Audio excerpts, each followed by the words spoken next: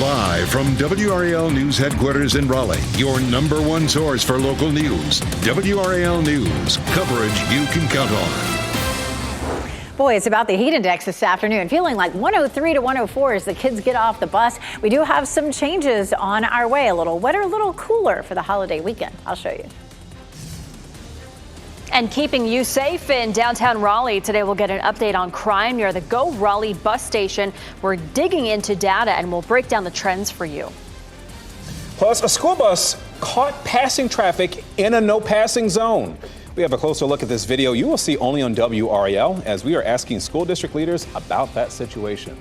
Got that story, plenty of others going on as well as you are joining us here on WRAL News and Fox 50. Come on in, stay a while. Thanks for joining us. I'm Chris Lovington. And I'm Michelle McConaughey. Another hot day. We were talking about this yesterday. It's going to be a scorcher today again. Meteorologist Elizabeth Gardner with a look over Raleigh. We're already heating up this morning.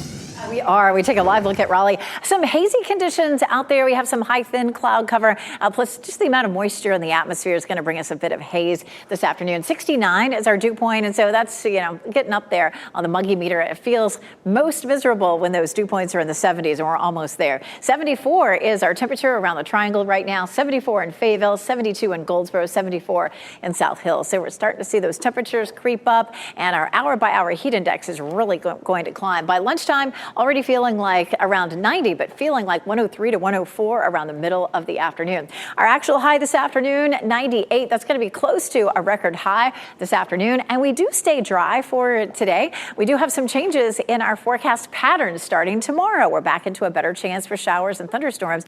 A low flood risk, but a level 1 risk for severe storms. We'll walk you through the timeline for tomorrow's rain and how that pattern could affect your weekend plans.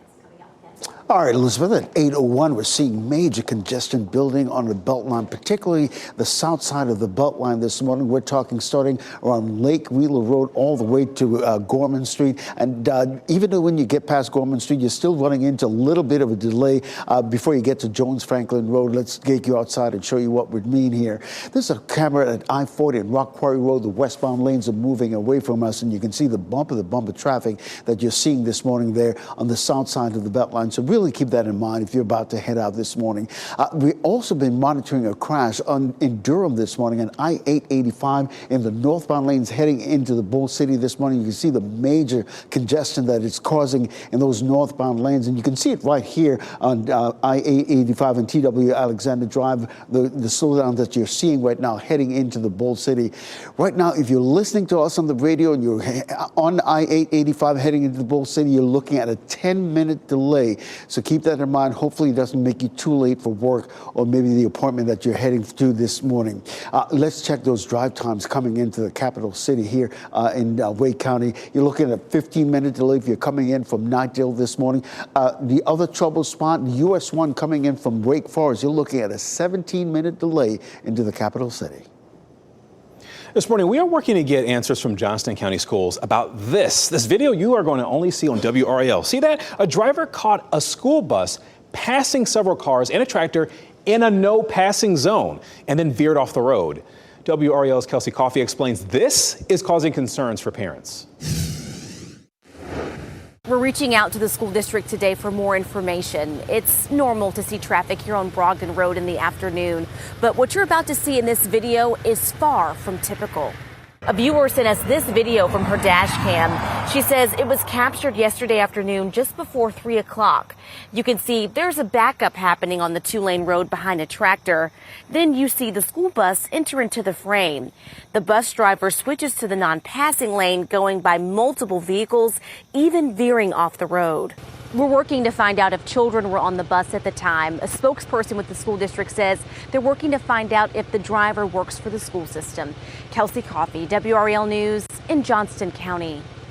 And today we'll learn more about efforts to keep you safe in and around Raleigh's downtown bus station. WRAL's Laura Levine is live in downtown Raleigh this morning. And Laura, you're digging into data showing the number of crimes happening near that bus station are going up. It was about 3 weeks ago when a bus driver was stabbed by someone 2 blocks from this station. That same weekend, a woman was attacked by someone with a knife at the bus station. So many people within this area say these crime scenes are becoming too familiar for this section of downtown. WRAL data trackers pulled Raleigh police crime statistics from the past 6 years for the 4 blocks surrounding Go Raleigh's downtown bus station. They found more crimes have been reported in the first 7 months of 2024 than in the same time period over the past 6 years. Crimes reported to RPD in those 4 blocks from January through July of this year are up 8% over last year and up 218% over 2019. Today, we're hearing concerns about the lack of shelters in the area, causing an uptick in problems. My main concern is getting the disabled people off the streets with affordable places to live that are on disability. I'm one of those persons. I'm on disability, and I'm out here homeless on the street with no place to live.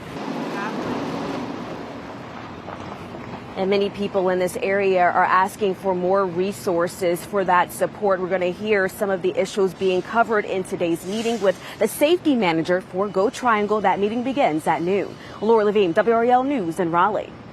Today marks 1 year since a shooting on UNC Chapel Hill's campus killed a professor, and the bell tower on campus will chime at 1:15 this afternoon in honor of Siche Yin. The associate professor was shot and killed at Caudill Labs on South Road last year. The man accused of shooting him, graduate student Tylee Chi, is at a mental health facility at Butner Prison. The university is working to put new safety measures in place since that shooting happened. It hired an outside agency to review its actions and preparedness. And among the recommendations are active shooter and emergency training for faculty and staff, and technology to lock offices and classrooms from the inside. Today, we'll get a better look at the future of downtown Raleigh. Local economic leaders will meet for the annual State of Downtown to discuss this year's growth and also look ahead to the future. A highlight of this year's gathering will be the release of the economic development strategy for downtown Raleigh. The 5-year plan outlines big ideas and opportunities for investing in downtown Raleigh's future. The event gets started at 1:45 this afternoon at Martin Marietta Center for Performing Arts. Tickets will be available at the door. Vice President Kamala Harris and her running mate, Governor Tim Walz from Minnesota, are kicking off a bus tour today in Georgia. This marks their first public event since the Democratic National Convention last week in Chicago. It is the first time they have campaigned together in Georgia, a key battleground state. Harris will also headline a solo rally in Savannah. That's happening tomorrow. And then tomorrow night, Harris and Walz will sit down for their first joint interview in the 2024 campaign. That interview will air on CNN at 9 p.m. Republican vice presidential nominee Senator J.D. Vance will be in Wisconsin tonight, and he plans to speak about the economy and energy at an event near Green Bay. His visit to Wisconsin comes a day before former President Donald Trump plans to be there for a town hall. New this morning, Palestinian health authorities say that at least 9 people are dead in an Israeli military operation on the West Bank. Israel's foreign minister confirms a large counter-terror operation on refugee camps in the region. He accused Iran of operating in the West Bank by funding and arming terrorists there. The military operation spans 2 towns. Long lines outside the DMV in the hot sun. This is leading to health concerns. Earlier this week, an 86-year-old woman passed out while waiting in the Orange County DMV line, and that happened around 11:30 Monday morning. DMV management told us that they believe the woman was only in line a short time, and they apologized for what happened. Our crew found people waiting in long lines again yesterday for several hours before they were able to check in. We were standing out here in the heat being mistreated and just didn't have no water or nothing. The DMV suggests people use the online service whenever possible. And they also said there's a scannable QR code at their locations for check-in. Just ahead, states in the Midwest are in the middle of a heat wave. Something called corn sweat is the reason it may feel warmer there. Meteorologist Chris Michaels explains how areas with corn crops are more humid.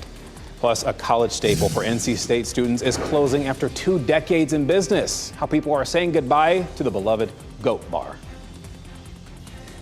And boy, it's all about the heat the next couple of days as we're near record highs today and tomorrow. I'll show you what the heat index will make it feel like. But then a bit cooler over the weekend and wetter too. We'll walk through what our chances of rain are for your holiday.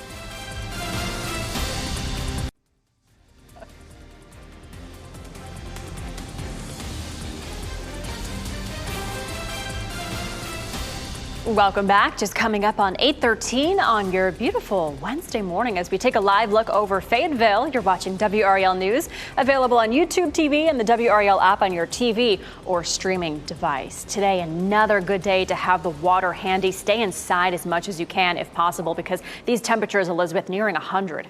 Yeah, these are the 2 days this week that you really don't want to do too much outside during the afternoon. Once we get past tomorrow, we start to see some improvement in all this intense heat that we're seeing, but we'll trade it off for something else, which is what we're going to talk about here over the next couple of minutes. This is a live look at RDU, of course, and we do have just a little bit of high, thin cloud cover out there right now. High pressure has been in control of our weather for the last week or two, and that's kept things dry, but we do have a front waiting in the wings up here around Chicago, St. Louis. The Midwest has been really suffering through some intense heat, even hotter than what we've seen, and something called corn sweat. Meteorologist Chris Michaels is going to explain that for us coming up in just a little while. We don't have any corn sweat around here, just regular sweat with all this heat. We're looking at our chances for rain going up, though, starting tomorrow, and that will allow our temperatures to drop off a little bit. Mid to late afternoon, just a few isolated cells popping up through 5 o'clock, and then after that, into the evening, it may be slightly more widespread. And we do have a level 1 risk for severe storms for tomorrow. That does cover the entire viewing area. Wind damage will be our biggest threat, but again, remember, a level 1 risk means just an isolated chance of those storms. We'll continue to watch that front that's up near the Great Lakes right now and back across the Midwest, sliding closer to us. Here's the thing, it doesn't move all the way through. As we get into the weekend, it does by next week, but because it's going to be back to our north, we're still in this kind of soupy air mass. It's still going to feel on the muggy side for the holiday weekend, and that will allow some afternoon thunderstorms to pop up each day. So tomorrow it's 40%, 50 Friday, 40 Saturday, 60 Sunday, 40% chance on Monday. So we're just back to afternoon storms. The last time we saw any rain at RDU was barely measurable at 0.03 of an inch on August the 13th. But we've done just fine for August at over 7 inches, over 9 inches for July. And right now we're at 4.5 inches above normal for the year. 9th wettest on record if it stays like this. It's been pretty quiet in the tropics for the last week or so. 10% chance that a system develops near Bermuda, and then just again 20% chance down through the middle of the Atlantic off the African coast, and a greater than 60% chance that something else could develop there in the next 2 or 3 weeks while we're still in the peak of the season. We are going to see temperatures cooling off a little bit over the weekend, still feeling a bit on the muggy side. Once we get past the holiday, we see a cooler day on Tuesday. I'll show you how long that pattern might last. Coming up, Ken. All right, Elizabeth, happening now in the WRAL Traffic Center. We're hearing about a crash right now on I-40 in the westbound lanes near Gorman Street. And of course, that's causing quite a bit of a congestion there on Gorman Street, from Gorman Street on I-40 westbound all the way back maybe to Rock Quarry Road this morning. Let's go ahead and take you outside and give you a live look at I-40 and Rock Quarry Road. You see the huge delays right now, the westbound lanes moving away from us this morning. So that's going to be something we'll be monitoring for you here in the WRAL Traffic Center.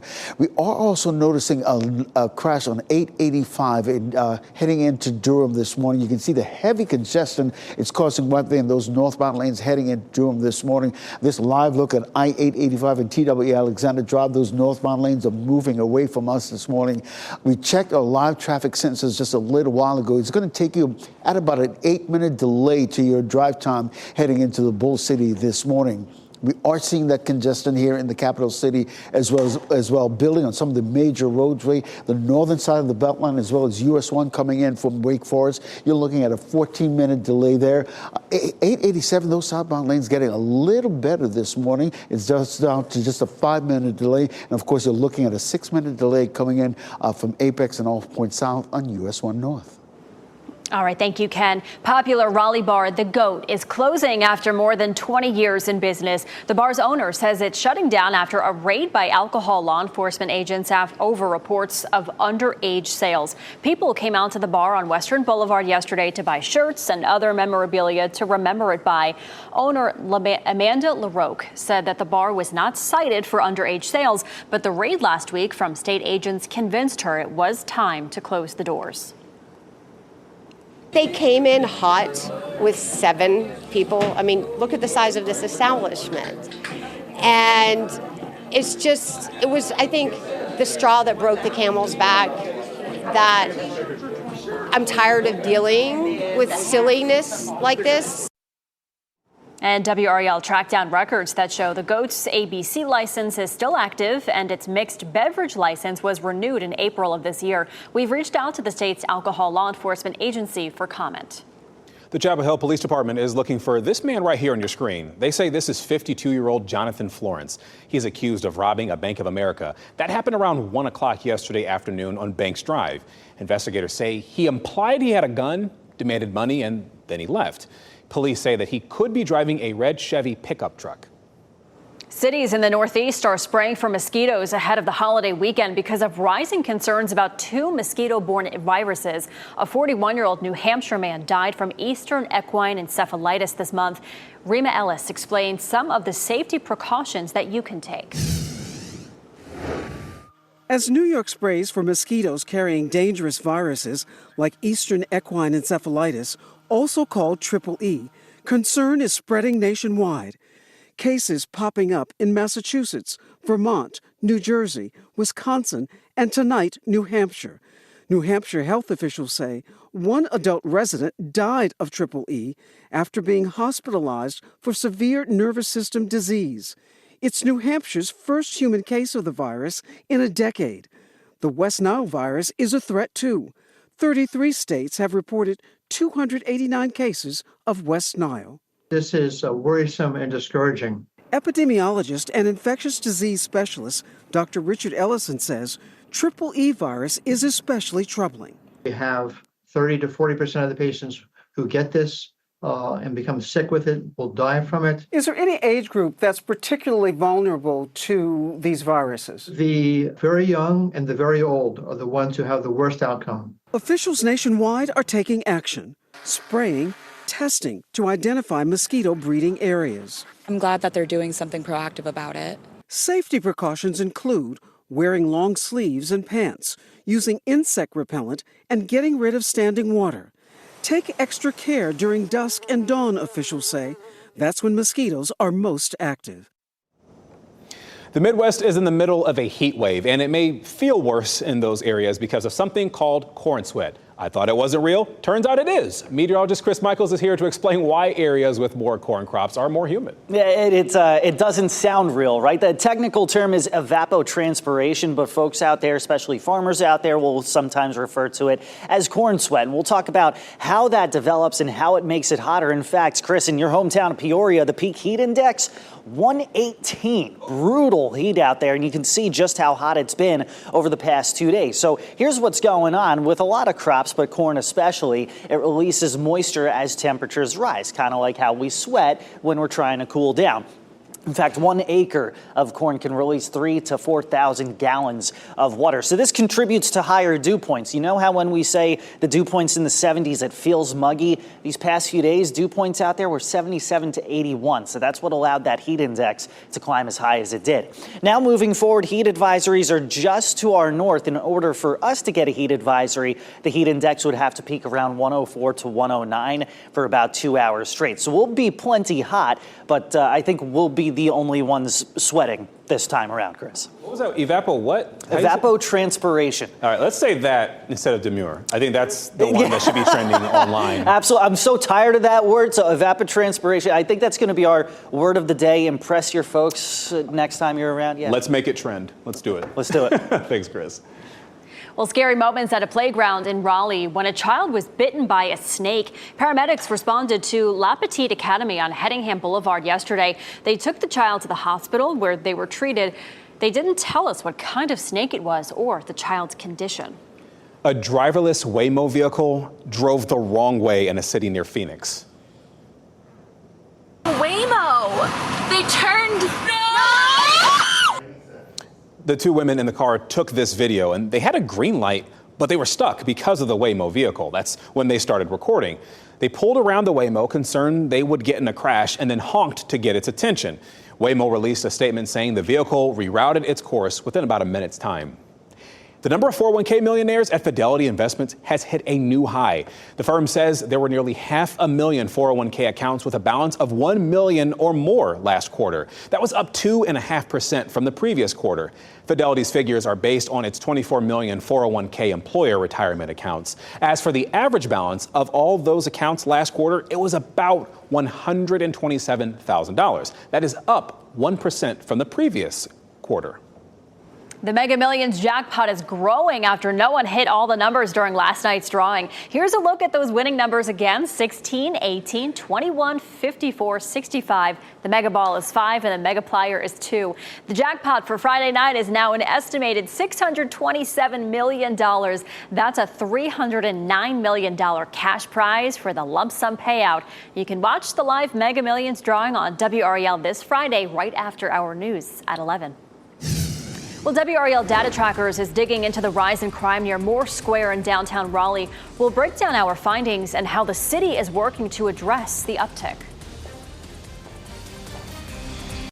As you get into your car, tune to WRAL News Plus on your radio. In Raleigh on 99.3 FM. In Durham, 96.5 FM. And everywhere on 101.5 HD3.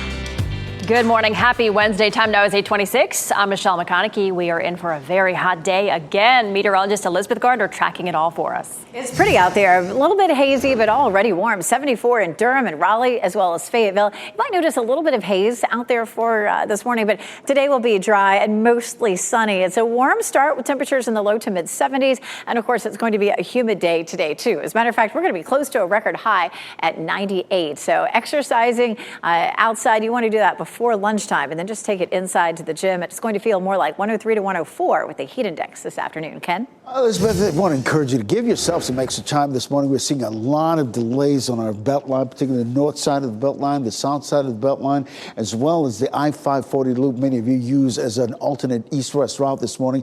You're looking at a 13-minute delay coming in from Wake Forest this morning on US 1 Capitol Boulevard. The other couple of trouble spots include the I-87 southbound lanes, as well as US 1 coming in from Apex and All Points South.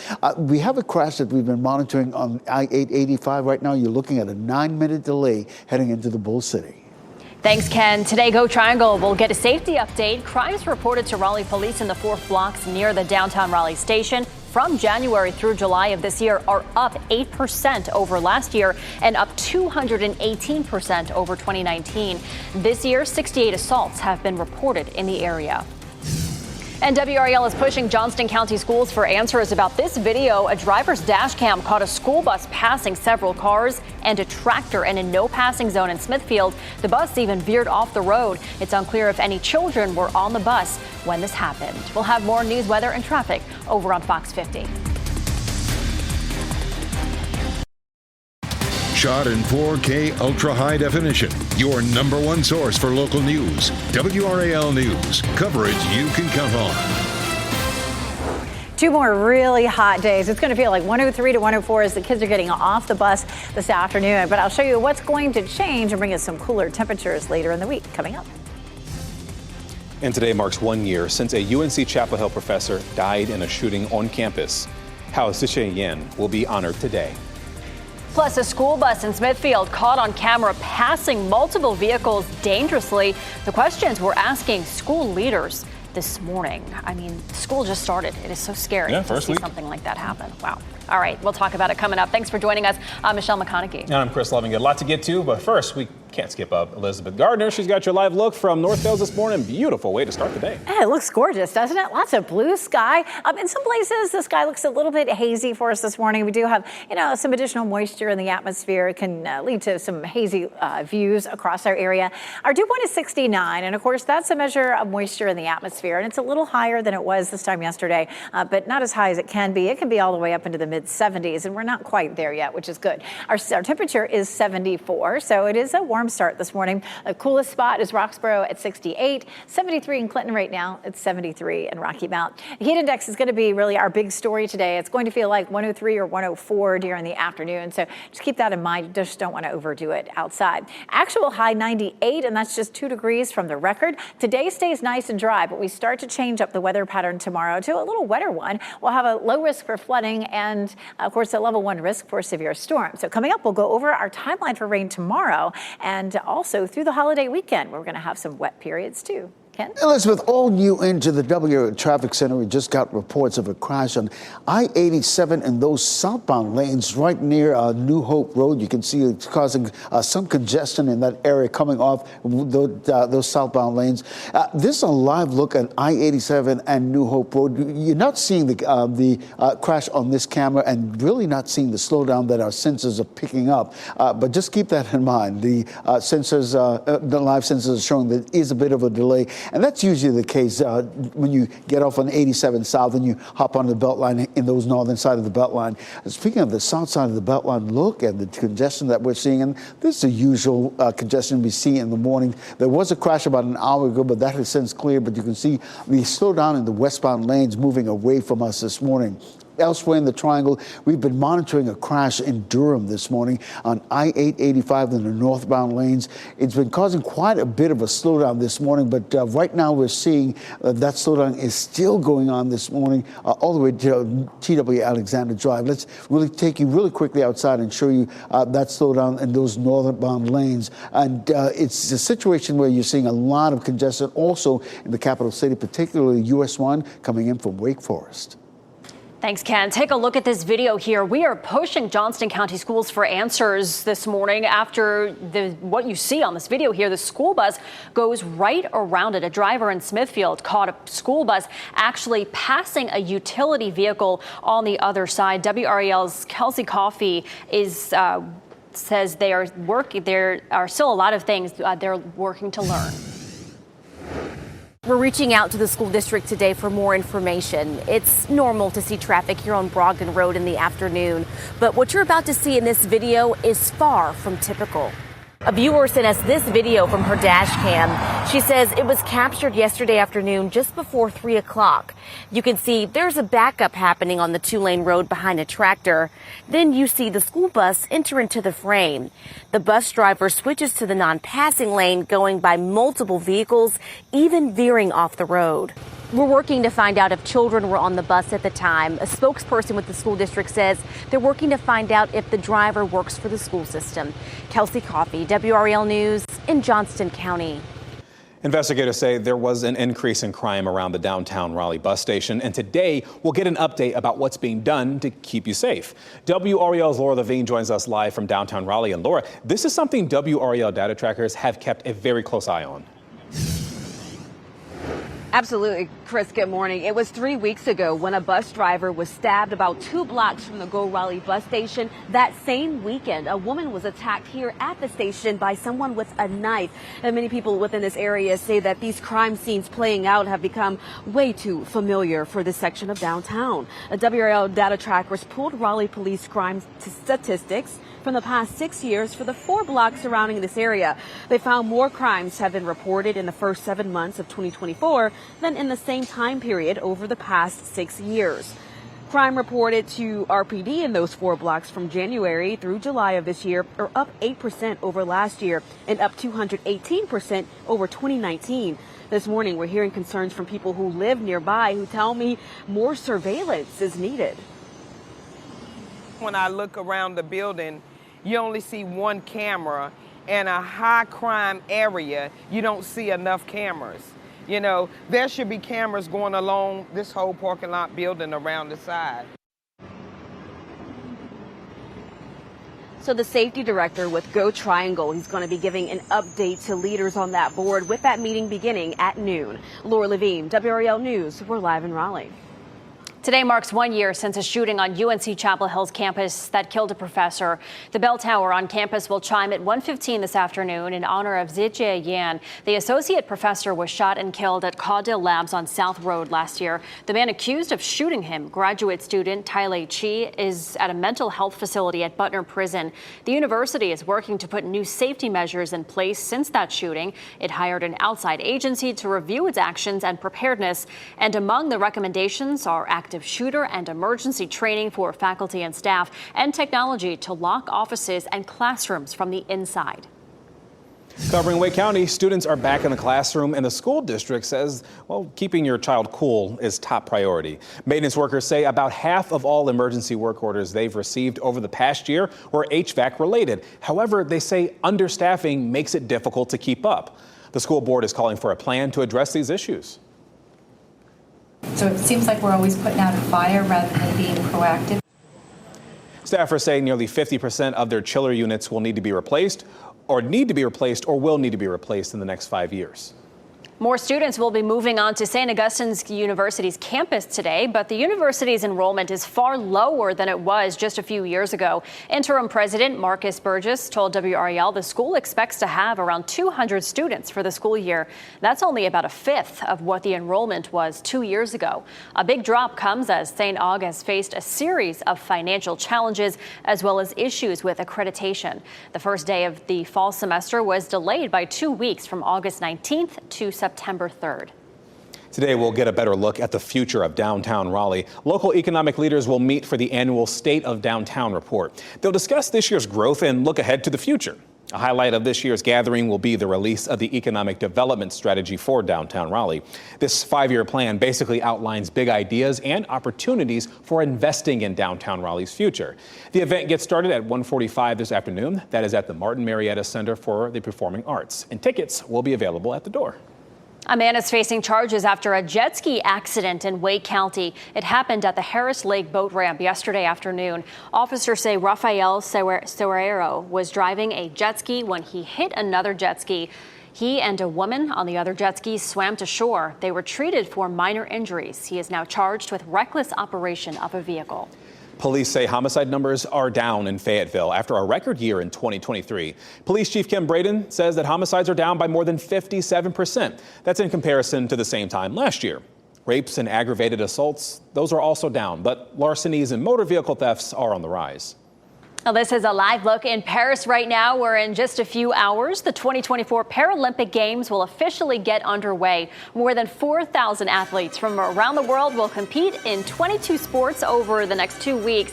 The opening ceremony will kick off the games this afternoon, and the ceremony will be held outside of a stadium, which is a first for the Paralympics. You can watch the ceremony this afternoon starting at 2 o'clock our time on Peacock.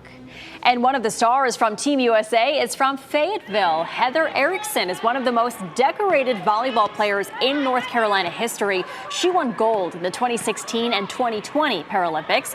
Erickson was born with a bone that prevented her leg from fully developing and needed an amputation when she was 9 years old. She credits her principal at Jack Britt High School for encouraging her to travel the world through sports. Good luck to her.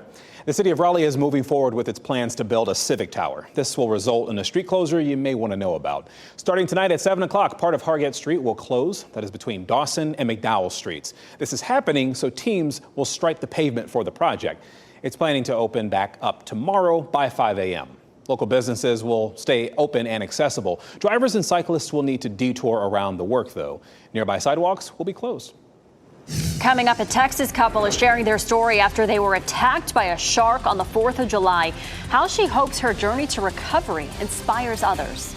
Plus, the SpaceX Polaris Dawn launch was postponed again. Hear why the mission was put on hold and what we know about plans for a relaunch.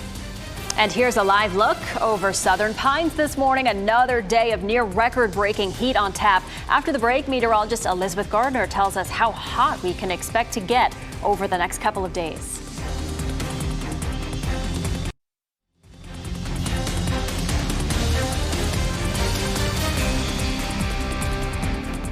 Time is 8:43 as we're taking a live look outside at the Wilson Whirligig Park, and it looks like the gigs are in fact whirling there. Clearly some wind pushing through there as you're watching WRAL News and Fox 50. We've got meteorologist Elizabeth Gardner taking a look at not just the wind, but also the heat that we're seeing today as well. Yes, you know, it's a pretty start. If you're just looking at the camera, this is a live look at Zebulon, that gorgeous blue sky here, and the flags just gently waving in the light breeze. It is 74 degrees in the triangle right now. Our dew point is 69. That's a measure of moisture in the atmosphere. It's creeping up there. Once we get into the 70s, it tends to feel, you know, like July, like early August, you know, that real heavy feel to the atmosphere. Yesterday, we had enough moisture in the atmosphere for some fog in our southeastern counties, and Kathleen Ganser captured this particular photo there of a little bit of fog at Fox Lake, which is not too far from Clinton. We were fairly fog-free in most places this morning. I didn't see anything on the cameras, and visibilities were mostly closer to 10 miles, which is clear. WRAL.com, search Weather Watchers. We'd love to see what's happening in your backyard. Send us a few photos. Oh, it's going to be hot this afternoon. 98 in Raleigh, 97 in Durham, 96 in Fayetteville. Don't let that scare you away from Alive After 5. I've been down there and down on City Plaza. The buildings are tall enough that by the time the show starts at 6 o'clock, you're in the shade. It is still going to be warm, 93 degrees. And we're a proud sponsor of this event. It's going to be a lot of fun. By 8 o'clock, we're back into the 80s. You know, take your water bottle with you. The heat is going to stick around for the next couple of days. 87 is our normal high. We're well above that, 98 today and tomorrow. But then closer to normal, Friday, Saturday, and Sunday, that's when we're going to switch gears and add some more rain into the forecast. Friday, Saturday, Sunday, we're looking at a tropical feel to the atmosphere, so it's going to be really steamy out there. Today feeling like 104, tomorrow feeling like 106, and then feeling like close to 100 Friday, Saturday, and Sunday. But we'll have a chance of some rain. We're close to record highs today and tomorrow, just 2 degrees from it today and tomorrow. The record is 100, and we're looking at 98 both days. Hey, it is football season. Doesn't quite feel like that cool football season yet, but it does begin. Tomorrow, UNC plays Minnesota on Fox 50 at 8 o'clock. Western Carolina comes to NC State tomorrow at 7, and Elon comes to Duke on Friday at 7:30. It is going to be potentially a little bit wet for those games. A chance of showers and thunderstorms by Saturday. It's a 40% chance, 60% chance on Sunday, and a 40% chance on Monday. Checking that temperature outlook. Once we get past the holiday weekend, we're back to some below average temperatures, and that's going to feel nice. A little on the hot and steamy side over the weekend. We do drop down to 89 on Monday, but check out Tuesday, 83. That's going to feel good.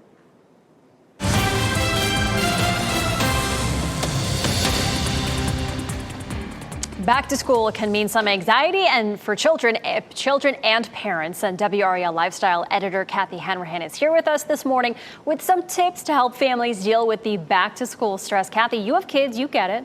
Oh yeah, it's definitely a tough week going back to school. Many students are headed back, and we have a story right now in WRAL.com's family section from UNC Health. Great tips that's going to explain what to do if you're dealing with some anxiety with this new school year. The first thing you can do, you can set a routine, practice it with your child. For younger children, they recommend doing like a physical schedule where they can see photos and symbols of when they're going to school, when to do homework, when it's time to play, so they can visualize what their day is going to be like. Yeah, I like that. That's great. And what advice do you have for parents of teenagers? That's a whole different ballgame. That's a whole nother level, middle school and high school. For teens especially, they recommend they need to really be owning and become self-advocates. Okay, examine how they feel, express it, and know a safe person they can talk to if they are struggling with any of their anxiety. Yeah, that's really important. And what about those extracurricular activities? Are those recommended? They do. They actually recommend, they say doing extracurricular activities like sports or dance can really give children a chance to make friends and have something to look forward to after school. So don't be afraid to get them involved with things. Just don't overschedule. Yeah, and it's kind of like an outlet to get all of their energy out too. It's some good tips, Kathy. And you can find even more advice on navigating back to school on WRAL.com. Just search keyword back to school. Thanks, Kathy. The Raleigh Police Department is partnering with Holly Hill Hospital. WRAL has been investigating Holly Hill since 5 teenagers escaped from the hospital in March. And we found inspection results showing multiple safety violations. We're asking Raleigh Police about how this partnership began and how it'll work. And a Sanford man is in jail this morning, charged with shooting and killing a 27-year-old man at his home. Gilbert Stone is charged with murder and possession of a firearm by a convicted felon. Henry Stone was found dead inside a home on Blackberry Lane yesterday morning, and WRAL is working to learn if he and Gilbert are related. Gilbert is being held without bond at the Lee County Jail. New this morning, the planned launch of SpaceX's Polaris Dawn mission has been postponed again. The launch that was scheduled for this morning was put on hold because of concerns about weather. The launch had already been postponed from Tuesday morning to today because of the discovery of a helium leak. The 4-person crew is hoping to conduct the first ever spacewalk by private astronauts. The next launch attempt has not been scheduled. You know, we aren't the only ones experiencing hot weather this week. People across the Midwest and the Northeast are in the grips of a late summer heat wave. Schools in places, including Philadelphia and Detroit, they had to cancel classes yesterday because it was just so hot. Dozens of school districts sent children home because the air conditioning was deemed inadequate. In Chicago, the heat index reached between 105 and 115 degrees. 2 firefighters are hurt after a massive fire at a restaurant in upstate South Carolina. The fire at a pizza restaurant last night quickly spread to other nearby buildings. Part of the restaurant collapsed while firefighters were trying to put that fire out. One firefighter was taken to the hospital. There's no word on that firefighter's condition this morning. Another firefighter who was hurt was treated at the scene. Time is 8:49. AT&T says a software issue that caused a service outage for some wireless customers is resolved. An AT&T spokesperson says the outage was not nationwide. Officials in Tennessee, Florida, and Arkansas, as well as California, all reported last night that an AT&T outage was affecting 911 calls. But the company has not said what caused the problem. And the CDC is issuing a warning over an illness known as sloth fever. The virus is spreading mostly by bites from infected midges and mosquitoes. It's usually found in places where there are sloths, including South America, but it has now reached the U.S. 20 cases have been reported in Florida, tied to people who have traveled to Cuba. Symptoms include fever, nausea, severe headaches, and joint and muscle pain. A Texas couple is sharing their story of recovery after they were attacked by a shark on July 4th. Tabitha Sullivan was in the water with her teenage daughter and friends. That's when a bull shark attacked her. It bit off most of her left calf. Her husband, Kerry, was also bitten on the leg, and that happened after he rushed in the water to save her. Tabitha had to get 6 surgeries. Doctors used skin grafts from her thigh and fish skin to help fix her leg, and she's been sharing her story of recovery on social media, hoping that it inspires others. You know, it just might be an inspiration to somebody else who's having a really tough time in their journey and that they're going through. We got a lot more of a story to tell. I don't know what it is yet, but I think there's more to our story. Very happy she's still with us. Tabitha is also working with the city of South Padre to have better alerts in place to prevent future shark attacks. Members of NC State's 1983 championship basketball team believe they lost out on millions from major TV networks. They added CBS, TNT, and Turner Sports to their lawsuit, which was first filed back in June. The former players want damages, saying the university profited off their name, image, and likeness. The NCAA has until October 18th to respond. Today, Governor Roy Cooper is set to give the keynote address at the 2024 North Carolina Conference for Women. It's hosted by the NC Council for Women, and this year's theme is, quote, the status of women in tomorrow's NC.